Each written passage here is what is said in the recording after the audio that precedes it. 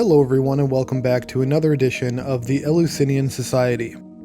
Lately I've been studying more into the power of mentalism, more specifically in the realm of Kybalion teachings and the practices of the ancient Essenes. See, if theory is correct, then Christ himself studied under the mystery school of mental ability known as Qumran, an Essene outpost located near the Dead Sea. It was there where initiates were taught the principles of social poverty, mental fabrication, and higher consciousness. Modern-day practitioners of this long-time art, known as seers and healers, have honed their skills to accomplish superhuman feats. But what if I told you that every human being is naturally born with the ability to perform these wondrous things, just as Christ did in the New Testament? And no, this is not sacrilegious. This is the plan God had from the start. My story starts with a rainy afternoon. The pressure in the air dropped, my stomach full from a home-cooked meal, and I found myself slowly drifting into a deep sleep. It was there where I saw myself from a third-person view, running through the streets of a deserted town. I kept running, not knowing where the road was leading me, until I heard the words, Malkuta de Shemaya, the kingdom of God within you.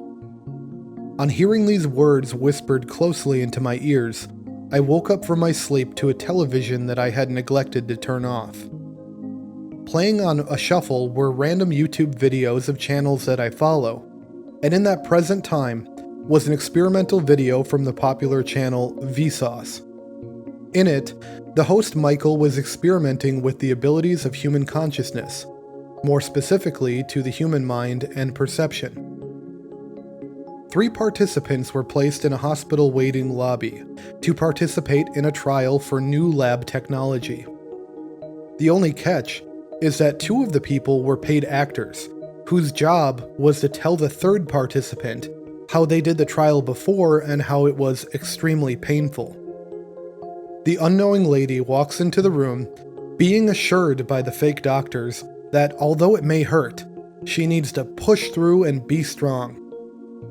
Truth is, the test was nothing more than rubbing Vaseline on their arm while a normal LED light was moved close to their arm. Even though the Vaseline has no effect on a pain, nor does the LED light, the subject, solely based on the presumptions leading up to the experience, felt pain levels described at a 7 out of 10. The doctor then says that they are going to do another round with a more intense power to the light. After a few seconds of exposure, the participant records a pain level of 9 out of 10, despite no change being made at all from the previous round. She then begins to cry at the trauma of going through a completely painless experiment. The human mind, when focused on a single train of thought, can create an experience or sensation without ever actually experiencing it at all. The subject became a proponent of Kybalionistic mental fabrication, creating an intense feeling of pain from nothing.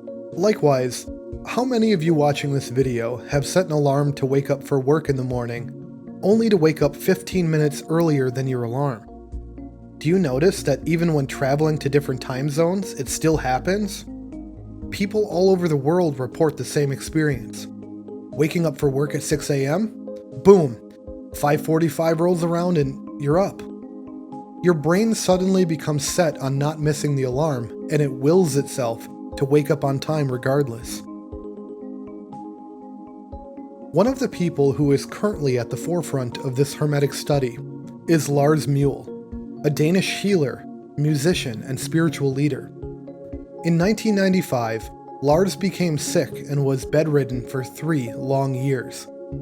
That was until a friend reached out to a seer by the name of Cayce de Montségur, who was known to heal people over the phone. Lars was instructed to call him between the hours of 8 and 9. After a few attempts, he was able to reach the seer, who told him that we will set up a time to meet in France. Until then, you will be fine. He hung up the phone and immediately was able to walk again and function as if he hadn't spent 1/3 of a decade in bed. Ever since, Lars Muhl has been studying the ways of Jewish mysticism, Gnostic Christianity, and even the Aramaic language. He discusses the intricacies of the words of Christ and how he laid out the foundations to bring out the divine powers of man through God. I will get into that in a little while, but first let's talk about another individual who excelled in another field under the same umbrella. While VSauce mentally created pain, Montsegur created healing, and most of us have created a mental clock. A more extreme version of supernatural mental capabilities can be observed through Edgar Cayce. When most of us think devout Christian and Sunday school teacher, they don't usually associate those with psychic ability. But Cayce was just that. Taking the words of the Bible to heart, Cayce recorded seeing ghosts and experiencing lucid dreams at a young age. In his adulthood, he became involved with groups such as the Freemasons, which gave him the tools he needed to further his study. As a clairvoyant, Cayce was able to speak from his higher consciousness, from a trance-like state, with either his wife or aide recording the preceding words. He would diagnose illness, find cures for the sick, solve crimes, and even predict unknown pasts and future events, all from the comfort of his bed. Cayce believed that all human minds were connected through a metaphysical plane called the dream realm, where he could traverse through and tap into the minds of anyone throughout the world. The records held in Cayce's estate say that he was involved with more than 14,000 cases, with complete documentation and follow-ups, all of which are available online, so go check them out. I'll put the link below. Through studying the powerful words of Christ, Cayce explored his consciousness and was able to transcend the astral plane into the same realm where Jesus gathered the knowledge to perform his miracles. Malkuta de Shemaya. The kingdom of God is within you. When taught the truth behind the world's largest religion, one can understand their place in heaven as well as on earth. We are of the divine, and the divine is of us. And if that statement sounds like blasphemy, let me leave you with two quotes. Genesis 1:27. So God created humankind in his image, and in the image of God he created them. Male and female he created them. The Hebrew word for image is tselem, which comes from the Aramaic root meaning likeness, not image. We are created to be like God.